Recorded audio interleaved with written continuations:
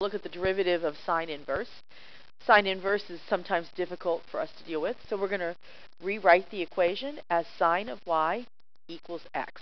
And then we'll use implicit differentiation and take the derivative. So we have cosine of y times y prime equals 1. Solving for y prime, we have 1 over the cosine of y. This is technically the derivative, but it is in terms of y. And our goal now is to rewrite the cosine of y so it is in terms of the variable x. This is where our triangle will come in to help us.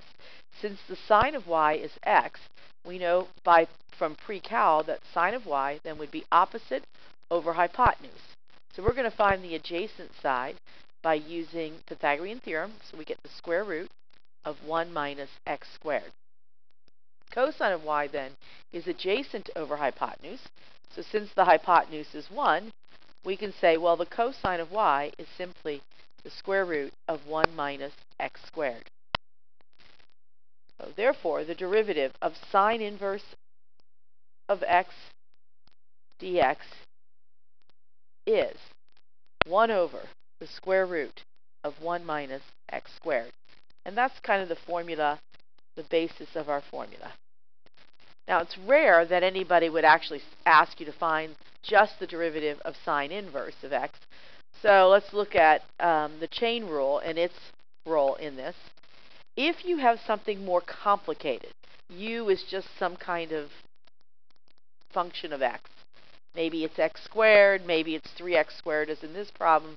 But by the chain rule then, we need to be able to take the derivative of sine inverse, which we know then would be 1 over the square root of 1 minus, and since here I'm using u instead of x, I'll write u squared.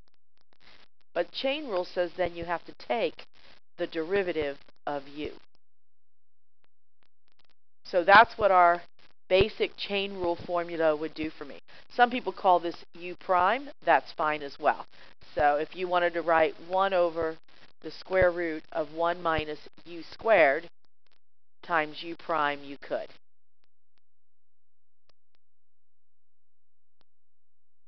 So let's look at our example. The derivative then of sine inverse of 3x squared. The 3x squared is my u. It's a function of x.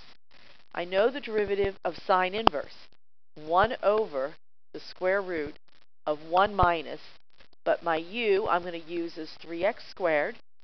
It's u squared, so square that. It's all in the radical, times, and now I need the derivative of u. The derivative of 3x squared is 6x. So in my example, that becomes 6x over the square root of 1 minus 9x to the 4th.